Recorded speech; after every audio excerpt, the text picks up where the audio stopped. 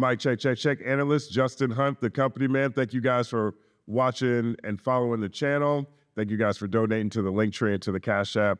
It's appreciated. Thank you all for spreading the good word. What I'm posting now, it was not scheduled. So me and Ricky Dred had a conversation scheduled for today. If you're not familiar with Ricky Dred, he is the founder of We Love Hip Hop Canada, one of Canada's biggest and most respected hip hop platforms. I've been a fan of his efforts, of his commentary, of the way that they cover hip hop that's happening in Canada for a very long time. Those of you who follow this channel, you might remember Ricky Dred from the Wagwan Delilah video. He popped up in there and sort of gave some cultural subtext to maybe what Drake was thinking when he collaborated with Snow Day. So we had a conversation set up to talk about some of his work and obviously what the Canadian point of view is on Drake versus Kendrick Lamar. Then this morning, we find out Rick Ross got beat up in Vancouver by some Hells Angels. So this is a clip from the full conversation. It's not really even a clip. It's 30 minutes. I'm going to let this whole 30 minutes rock. I think it's pretty interesting. At first, we start reacting to the Rick Ross fight. I guess Rick Ross beatdown, I guess it looks more like.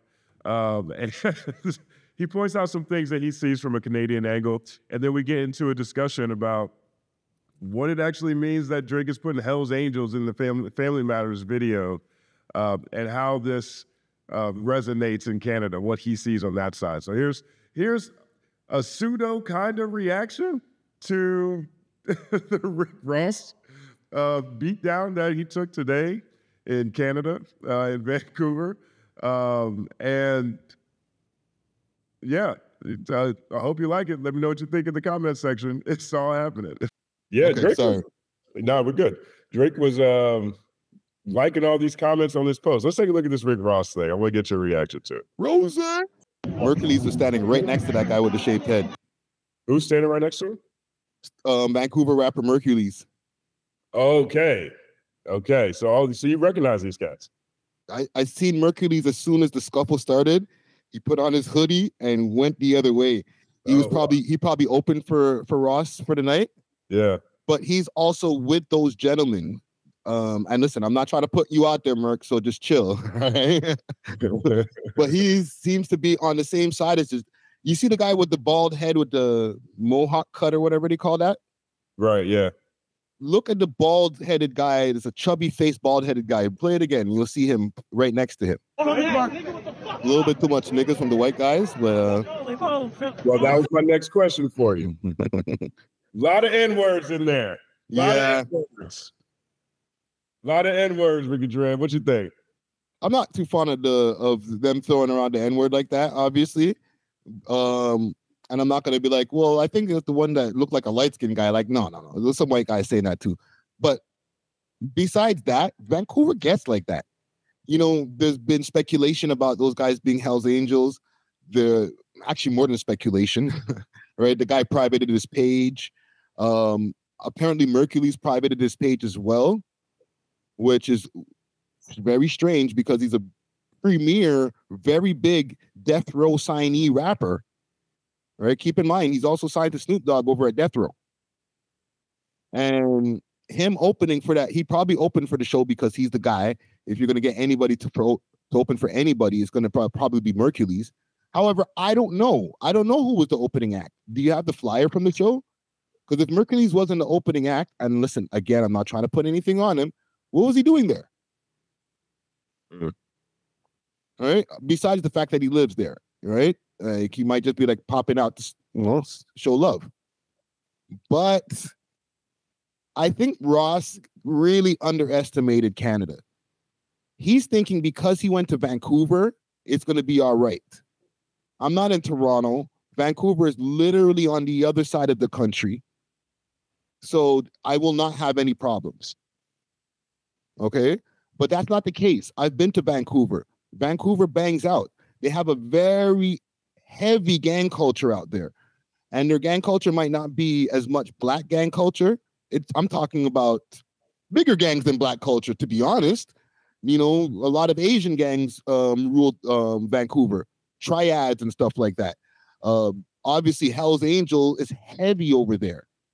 Okay, just as heavy as they are in Montreal. So anything can happen over there. As well as, and sorry, because I don't want any of the gangsters to say, yo, Friday, what about us? The Bindi gangs are doing their thing out there. Like, you see the guys with the turbans, they're driving Ferraris and stuff like that. Like, a lot of different cultural gangs get it in over there. So you might be thinking, okay, they ain't but a bunch of brothers in chains and tattoos. I'm all right. And then some Chinese guy will lay you out. Yeah. And you don't know that he's a triad. I've literally seen it with my own eyes, Justin. I went to Vancouver back in 2005, and the first night that I got there, somebody got stomped out outside the club, and two Chinese guys beat the shit out of this guy, and one guy had like a cowboy boots with the heel, and his last finishing move was, dude is already on the ground, but, 3 stomps, and then they walked away. They didn't run, Justin. They walked calmly. And there was police around, man. You don't think there was police around there? I think we see some police at the end. They ain't doing shit. So for Ross to think, okay, well, I'm not in Toronto, I'll go to Vancouver, he highly underestimated not just Canada, anywhere you go. 50 don't move like that. That's why 50's been making fun of him. Because 50 comes here. He's been here multiple times. He brought Pressa on tour. He got Tony Yayo talking about, oh, you got to watch out over there. They got guys like Pressa and Boondog, and the man just wears his mask all the time. Like, yeah, he found out. And then he said, beyond that, you go out west, and then there's all these native gangs. Let me not forget those guys over there in Vancouver, too. Yeah. You know what I'm saying? The indigenous gangs. So you're dealing with a whole mixed pot when you go out west. Toronto's gangsters are just way more visible because we have all of these infamous hoods like Jane and Finch and Regent Park and all these different places, right? Okay, that's fine and dandy, but we don't have the highest amount of like statistically per capita, we don't have the highest amount of violence in the country. People get that twisted because Toronto is the most visible. We're the media capital. We got all the rappers who are talking all this gangster shit. They got drill rap, was the biggest over here. But per capita, it's like Winnipeg or somewhere else that got like the highest crime rate. Wow. You know what I'm saying? Yeah. So have you talked to anybody about how this actually started, or is it as reported, basically? Ross got pressed after they started playing Not Like Us. I haven't spoken to anybody, but I won't think that I'm never going to take off the table that this could be a play. Like, let's just get him while he's in town. Like, he has to announce that he's in town. Okay, he's said a bunch of different things trying to go at the boy. I'm not going to put it on the boy because, like, he's still got to move around. But it doesn't mean that he has to say, oh, Ross is out here, you guys go do something. Somebody might just be an OVO super supporter and be like, yo, if I see him, I'm going to do something to him. It didn't even have to be these guys. But that you also have to keep in mind, he's playing Not Like Us. It's not even his song. He's done his concert.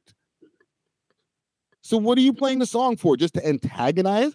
Who are you trying to antagonize? The people in front of you? You said it yourself, though. People like to dance to it. Yeah, but why are you playing it? It's one thing people like to dance to it. Are you the DJ?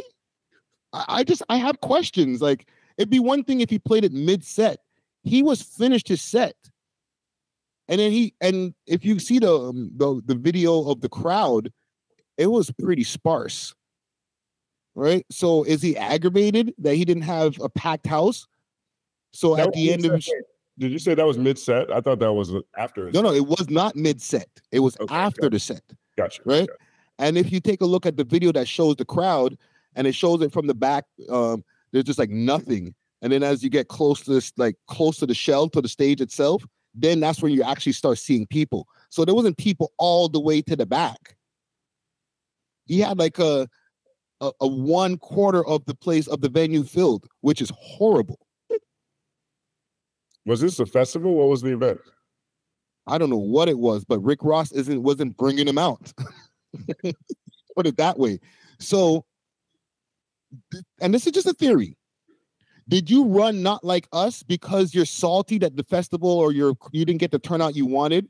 So now let's run the song and try to get a moment, an Instagram moment, whatever you're trying to get. You know, Rick Ross playing Not Like Us in Vancouver or in Canada. You know what I'm saying? And it just didn't work out for you the way you wanted to? Because in another circumstance, I don't think he would have played that if the whole place was wall to wall. Hey. I think he was kind of sour. And he's like, you know what? Guess what? You're not like us. And then they showed him, yeah, you ain't like us, bro. We'll lay you out. I don't care how much of a boss you are. There's a lot of stories going around that the guy that's in Family Matters video, the Family Matters video at the end when Drake is talking to him with the bandana on, that is his neighbor and one of the leaders of the Montreal Hells Angels. Have you seen that? It's not speculation. He is his neighbor. It's documented. It's in the newspaper. All right. As far as him being one of the heads of the Hells Angels, as far as from what I've seen, and this is just from what I've seen from videos and stuff like that, he's not a head of Hells Angels. He had high ranking in the Hells Angels at one point, and now he's just more of an affiliate, I guess. But definitely very connected. But I don't know. That's a whole other story, man. Like, Drake has done his own public showings of his friendships to the, you know, and I'm choosing my words wisely, of his friendships to the Hells Angels, right? So I can't be any defense of, you know, he's not affiliated. Like, no, you post pictures showing that you know y'all got love for each other. You know what I mean? Now there's some videos. There's some pictures of him out there. I think he mentions Hells Angels and God's Plan, which is kind of ironic, actually. But God's Plan, he mentions 81, which is the number that the Hells Angels use. H is the 8th letter, 1 is the first letter. I watched a news clip also. It was a Canadian news clip, and it was an investigator talking about how they're watching Drake's relationship with the Hells Angels because of their you know, nefarious nature. Yeah. What does it mean that Drake is highlighting this dude in Family Matters video? What message did he say? Because I look at that and I see him start off that song with, you know who really bang a set out there, YG, Chuck T, CB. And then at the end of the video, he's talking to some Hells Angels. What's he trying to say from your perspective? And I'm just going off of speculation here. Okay. I think that he's just trying to show that, listen, it's bigger than me. You guys can hate me all you want. You can think that I'm, you know, quote unquote soft, all those different labels that they put on Drake back in the days. But I've grown to the point that it's bigger than me. So if you really want to take me out and you have all these physical threats and things like that, just know that besides Jay Prince, like, yes, Jay Prince might live all the way in Houston and he's got the mob ties with Jay Prince, but that's all the way in Houston. But at home, it's still bigger than me. I got so much love out here in my city, in my country, that I'm protected. You know what I'm saying? You know, like, without actually saying it. Like, you're not saying, yo, the Hells Angels, you know, they're my shooters. But at the same time, in a way, just say, like, listen, man, this is how much love I have out here, that even these guys have to show me love. So, like, do you really want these kind of problems? I guess Rick Ross found out. Yeah. And if it wasn't those guys, I'm telling you, man, like, you can't just do that and just move around. You're across the border, so obviously you're not going to be able to travel. Like, he's from Florida. I'm sure he's got a gaggle of guns back home. And when he moves around in Florida, he can pull out his gun, shoot somebody, call the police and say, come pick them up. That's fine. Once you cross that border, you can't do that. Everybody knows this. So I don't understand why people always have this thing in their head. Canada's sweet. Okay, sure. Let's say if it is sweet. They still got guns. And you don't. A lot of N-words. A lot of N-words, Ricky Dred. Yeah. A lot of N-words just flying. Yeah. It's kind of mucky when it comes to that. But you know what? That's hip-hop, man. Unfortunately. Hip-hop has made the word nigga basically, I don't know, acceptable to multiple cultures. And that's just a bad side effect of hip-hop, man. You blame that on hip-hop? I do. Because it's not just Toronto. You can find that going on where you're at. No, how many Hispanic people? How many white kids? I blame it on racism. I don't blame it on hip-hop, but I understand what you're saying. No, definitely racism is definitely part of that whole mix, that whole gumbo. Yeah, right I think it's just racism. but don't get me wrong. Because, there's all kinds of other things that show up in terminologies that people don't throw around. Yes, but rap music introduced the word nigga to the world. And as somebody who lives over here in Canada, okay, yeah, it's not our word neither. We learned it from y'all. I learned the difference between when people say the word with the ER, obviously, and when people are saying it in different contexts from going to the United States. When I was in New York spending all that time over there, and I seen everybody saying, yo, my white nigga, my Chinese nigga, I understood right away it doesn't mean black person in that context. You know what I'm saying? But when I hear somebody from the South saying it, they're only talking about black people when they say the word nigga. You understand what I'm saying? Like, I started learning the different contexts to the way different people use it in the United States. You know what I mean? Both my parents are from Brooklyn. I grew up in the South, North Carolina, South Carolina, Virginia. I was born in New Jersey. And after college, I moved to Brooklyn and ended up living there for 11 years. I lived with my grandma at first. For the first 6 months, I lived with my grandma before I moved out. But, it was wild because at the time I had to take a bus to a train to get to work, right? And I'm sitting on this bus the bus went from Coney Island to Bay Ridge. This is before the Coney Island station was finished.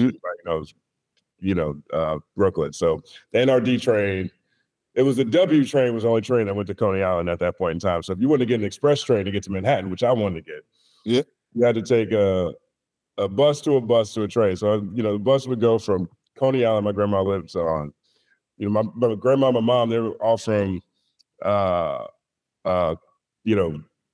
below Stillwell, Coney Island, right? So Brooklyn. People don't know what I'm talking about. So it's a bus to another bus to a train. And on those buses, there would be all these Russian kids, like these Russian kids in high school and college, throwing N-words around. Yo, my nigga. And that shit was crazy, son. Right. I ended up having to tell them kids, man. I was like, nah, we ain't gonna do that one around here, though. Well, you got to wait till I'm not around. And then, I didn't even know. I ended up meeting one of them. And then they chilled on it after that. But people in certain areas use that word a lot. And I don't think it's necessarily, I think they use that as an excuse, though. You know what I mean? They use it with each other, but I also think they use it as an excuse. That's just me personally. And we've given them passes. You didn't give them a pass. I don't give too many. Nobody. That's such a crazy thing. When people say that someone gave him the N-word pass, I mean, maybe around that person. Yes. But N-word passes aren't transferable. No, they're not transferable. Like the reason that people get too comfortable, I got a pass, and then they show up someplace else. No. Some of those guys who have passes, they know better than to use it in public beyond their pass limits. Right, beyond their jurisdiction. Right. However, it's partially our fault, man. Like, as Black people who just let this just keep on becoming part of the lexicon, man. And we're not perking up. New York City, I'll say specifically, just because that's where I spent the most time in the United States, has abused the N-word, okay? Where, like, they've given so many people the pass for so many years that it's going to be hard for Black people to ever take it back, okay? The South, you guys have a way more of a head start because you get offended as soon as you see somebody else say it. But they let Fat Joe say it 4 years until like the 2020s, and then somebody said, "Hey, Joe, can you maybe dial back a little bit?" And then he finally did. Or J-Lo. Or J-Lo. You know what I'm saying? That was a conversation point. Oh, I'm from the Bronx. Okay, so, all right. Oh, enough said. Okay, proceed. And it's happened for 20 years, Justin. It was not like 1-2 years. Like, it's like New York just abused the hell out of the word nigga, bro. I like people pulling it back now. Pull it back at some point. I made a whole video called "Just Say No to the N-Word," and I point out, talk about how people use that, and the whole video is about that. But I also talk about my experience with the N-word. I stopped saying the N-word for like 20 years, you know, because I grew up around white people, and I grew up around primarily white people, and there was nothing ever that I could say that hit them the way nigga hit me. Right? They weren't calling me that, but if it came out, if a song was on or something, right? So I had to tell them that I wasn't cool with it. At least my close friends, they understood that. But I also felt like I needed to check myself. You know what I mean? I was like, all right, I'm behind enemy lines too often. To where you're going too much of an uphill battle, bro. Right. So what I realized is like if I didn't say it around white people, I never heard it. Like if I heard it, it was, you know, it was clearly that person's got the problem now, or there's something. Yeah. I never heard it. But the other thing that I noticed was that if I was around, like even the black people I was around, if I was around them, the more I was around them, the less I heard it from them. It's a contagious word. It's a powerful word, and everybody needs to respect it. And I love people, you know, pulling back on who's allowed to talk about this. Love that it's not some blanket thing that anybody can get a pass on. But I do have a question for you on that front. So you said that you didn't hear that word when you were in Canada. It wasn't something that you guys said to each other. Is that what you meant? Well, I grew up in the suburbs of Montreal, around a bunch of French people. When I heard it, it was an insult. Right. Yeah, exactly. Right. But so you went to New York and you started seeing, you know, you said you guys got it from hip hop. Did you start using it in your music after you heard it? Yeah. When I started getting into music, like around 12 years old and stuff like that, the hip hop that I was hearing at the time was like LL Cool J. You know, I used to listen to the Fat Boys, you know, Run DMC, all of that stuff. And that wasn't a word prevalent in those guys' rhymes neither. Right. But once you started getting into the early 90s, the boot camp and all those different once NWA busted open the scenes and we started listening to gangster rap, I started hearing the word nigga a lot. And then as far as my travels, I started, like I explained, I started getting the context, right? It becomes an easy go-to word when you're saying things in rhymes too, right? When I started writing rhymes, it wasn't prevalent in my rhymes, right? But as I started getting into the 90s, and I'm listening to 90s hip-hop, and we're assimilating and evolving, listening to the music that we're listening to, and mimicking it to a degree. So, like, you know, the word nigga starts to come into your raps a little bit more. Right. And then as soon as I start getting into real gangster shit, like, and my rhymes started changing to some of the stuff that I'm living, then they come into my rhymes a little bit more. So are you blaming hip hop for all them Hell's Angels dropping all them N-bombs? Yes, absolutely. You think that's no? I am because they heard mans do songs, and I was about to say I had to pull back and say mans because I was about to say niggas, right?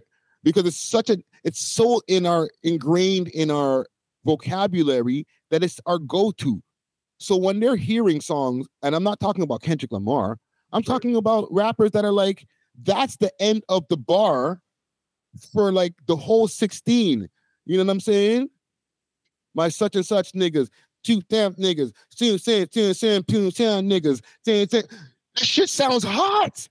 But then you're expecting somebody out there as hip hop is growing. It's not the 90s. As the 90s starts to grow into the 2000s, and it becomes a global thing, and everybody's listening to all kind of niggas in their raps. You don't think Lil Johnny's gonna say it too in Vancouver? I think the Hells Angels.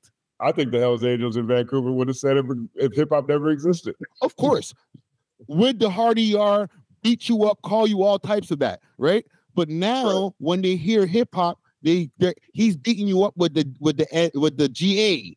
You know what I'm saying? Because he's listening to hip hop, even if he's racist. Keep this in mind, Justin. Right. Racist people like hip hop too. The black guy stuff, not just Tom McDonald. Okay, yeah. They like the black guy hip hop, and they're racist. Who would have thunk?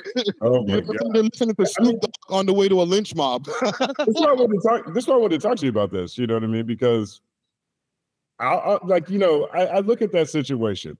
Right. Here's what I see when I see what happened to Rick Ross. Right. One, I see you can make the argument that Ross threw himself in the battle. Right. I made a whole video about how Game just inserted himself when he didn't have to. Right. You could argue there's a whole video to be made about Rick Ross doing the same thing. Right. Yes. He said that he said that he was sticking up for his boy French Montana, who had a Drake song get hit with a cease and desist for one reason or another. Right. So, but Ross was the troll team like no other throughout this battle. So, and Kendrick's not an online guy. So when so Kendrick was working on his music and doing whatever he was doing, setting up his plays. Yeah. Ross is on there every day, beating up Drizzy, white boy beating him up, Pastrami Posse beating him up every day. Right. But on whose behalf? On Kendrick's behalf or on his own clout chasing ass? Because that's all he's doing it for. That's where I disagree right there. I wouldn't even call it his own clout chasing ass. I think all these people have a lot of fundamental problems with Drake.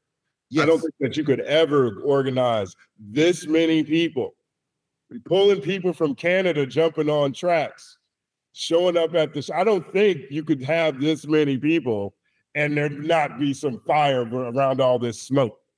Okay. Agreed. I think he had his own reasons and issues. You know what I mean? And he doesn't drop a track until, Drake tells the world that he told his mom that Rick Ross is racist. I don't even think he drops a track until push-ups. He dropped push-ups, and then he jumped into battle. Here's where Rick Ross went wrong. He got name dropped on push-ups. Yes, and he jumped into battle. Yeah. He Right. So he unfold. Let me finish my thought real quick for this. So I can understand how people around Drake, people support Drake, people who, have a great relationship with Drake. I can understand how they would look at anybody coming to their city. You know what I mean? I can understand that. I'm not saying that everybody's wrong or on that side. I'm not saying that. Now, where it gets interesting in a different kind of way to me is when I learned all these guys are Hell's Angels, and the Hell's Angels are in Drake's video. He's advertising that relationship. He's speaking code in that situation, right? And so now you got all these Hell's Angels. You could say he's playing that song or not. I think that was going down regardless. Just because this guy has been on Drizzy neck, online trolling every day. Dropped a diss track. They had a personal relationship, calling him white boy, talking about the Pastrami Posse. This is his homies and dudes in town. I think that's going to happen regardless, right? I understand why Drake is liking it. I also think that, Drake doesn't care about how some of this cultural stuff looks, because the way it's looking over here, because Ross is one of those guys that has a lot of criticism. He gets a lot of criticism in general, right? He took a certified pioneering FBI, CIA certified, drug trafficker's name and likeness. Yeah. He was a correctional officer putting Black people in jail, helping the incarceration industry. Right, telling them bend over and cough. Right, you know what I mean? Like Ross is, he's got a lot of critics out there at the same time. Yeah. Right. So there's that conversation, but also it's Hell's Angels beating up Ross's team, and all these N-words are flying from the wrong mouths. Right. And so people are seeing that side of it too. They're like, oh, Drake is co-signing this? Of course he would. He just did 2 tracks with Camila Cabello. He just did Wagwan Delilah. He's talking about, he's complaining that Kendrick rapping to free the slaves. You know what I mean? It's like, it looks wild, especially because he says he's the greatest, and also he's selling black music to black communities largely. He's off of black communities, off of a lot of black cosigns. Yeah, it's those points are very true, but at the same time, I don't know how many people who are really honing in on that. You know what I'm saying? Like, yes, they're seeing these white guys using the N-word, but I don't know how many people are focusing on that as much as people are focusing on, yo, Ross is getting the shit kicked out of him. Whoa, that's crazy. You know what I'm saying? It depends on how it resonates, right? Yeah, there's a lot of people online who are seeing that. There's a lot of jokes on Ross for that, you know? Yeah. Like, you got to remember, the internet culture, they don't look at the intelligent part of the conversation. They're just looking for some drama. Well, I'm not just talking about internet culture. I mean, like, this is another thing that is tied to this whole, how culture's been so loud in this back and forth. Like, I'm fascinated by this. You know, there's a lot of people in my audience who are like, man, you're still talking about all this stuff. Well, one is fascinating. You know, still evolving also. It's still unfolding. It's evolving. It's still, we're still very much in it. But it's also, like I point out, we've never had an international rap star ever become the biggest rapper in the world, period. And we've never had we never had the two number one guys go head to head, and one of them, and they're from two different countries, two different cultures. We've never had that before, you know, and the way that's played out to me is, you know, I describe it as a Shakespearean shakedown, but it's an awesome anthropological case study. Like, this is like, just from that standpoint, like, and so now we're at Hell's Angels. We're in Vancouver with Hell's Angels now. You know what I mean? We're like, this is escalated. We had gunshots. We had binational gunshots that seem to all be on the Canadian side. Now we got Hell's Angels in Vancouver. It kind of goes into what Boosie was saying recently in a Vlad TV interview, that sometimes rap beef is just not worth it. Like, just don't engage, because it never just stays on wax. Especially with these guys, like I was saying earlier, with some of the scathing things they were trying to accuse each other of, it becomes more than just, you know, rapping. You know, like, guys get offended. A lot of history has shown that people who have engaged in rap beef, with the exclusion of, let's say, Jay and Nas,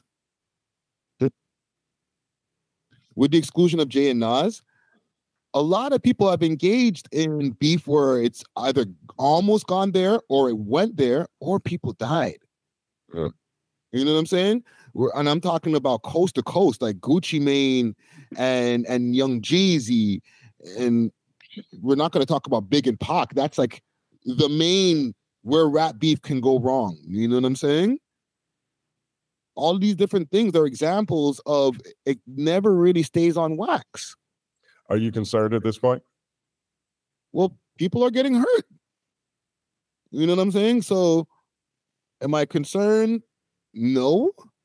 Am I surprised? Also no. You know what I'm saying? I'm concerned, like, if it elevates to where I start seeing, like, gunshots over this shit, and I'm like, come on, guys. We passed gunshots. Gunshots was in the first month. Yeah, but that wasn't directly correlated to the Kendrick versus Drake beef. That was more an allegedly OVO versus EXO type of thing. But that didn't include the Weeknd showing up on that Future track? That wasn't a part of it? I don't think so. I think, and to be honest, I don't even think that it was that directly. I think it just really looks good, and the coincidence, like, you know, being an ex-criminal, I got to think like a criminal. So if there's a lot of different things that are going on publicly, and I got private shit that's happening, maybe line some of my private shit around things that can get blamed on the things that are happening publicly. You get me? Yeah. So, like, yeah, I ain't got no beef with these guys over no rap shit, but this guy owes me money over whatever, and there's a rap beef going on, best time to go shoot him. If I was still in the streets, that's the time I would choose. And I never shot nobody, okay? So just know that, YouTube, just chill.